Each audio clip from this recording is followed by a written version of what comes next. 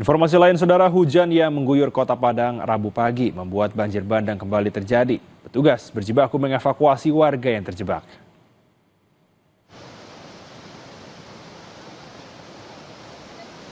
Banjir bandang kembali menerjang daerah Batu Busuak Pauh, kota Padang Rabu siang. Petugas personel Yonif 133 Yuda Sakti dan Kodim 0312 Kota Padang yang ada di lokasi langsung mengevakuasi ibu dan anak yang terjebak air bah yang tiba-tiba datang. Banjir susulan ini membuat akses jalan di kawasan Batu Busuak ambles karena tergerus air. Puluhan warga terisolasi karena putusnya akses jalan. Dan minta terima kasih kepada Yuda Sakti yang telah membantu evakuasi dan sarana umum di sekitar Batu Busuk yang kena bencana ini. Warga Gampong Daya Usen, Pidijaya, Aceh membersihkan sisa-sisa padi yang tertimbun lumpur untuk kebutuhan pangan sehari-hari. Saudara, warga berusaha mengeluarkan padi dari timbunan lumpur dengan merendam dan mencuci padi di aliran sungai di sebelah rumah mereka.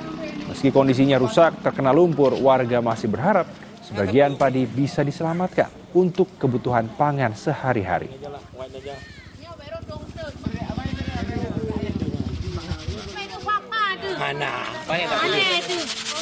Biaya dan dikupas ya biar bersih. Itu lumpur-lumpur, lalu itu dijemur. Kalau bisa pakai dipakai, kalau nggak bisa kita jual.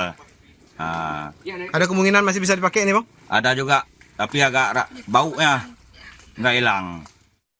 Berikutnya, saudara, hujan deras yang mengguyur kota Jayapura menyebabkan banjir setinggi 1 meter dan longsor yang menutup badan jalan utama Jayapura, Abepura.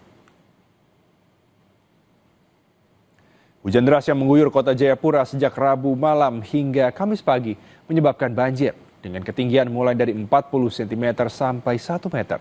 Salah satunya di sepanjang ruas jalan utama Abepura menuju Kota Raja dan juga di area belakang Pasar Yutefa hingga kompleks perumahan Organda Abepura. Menurut warga, banjir seperti ini kerap terjadi saat hujan dengan intensitas tinggi karena sungai dangkal dan parit yang tersumbat sampah. Selain banjir, longsor terjadi di Jalan Ring Road Hamadi Abepura. Seorang pengendara tertimpa material longsor dan dibawa ke rumah sakit.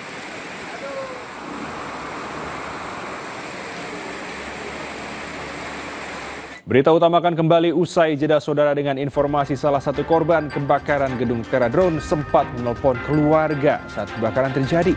Ia meminta maaf dan berpamitan kepada keluarga sebelum asap tebal merenggut nyawa.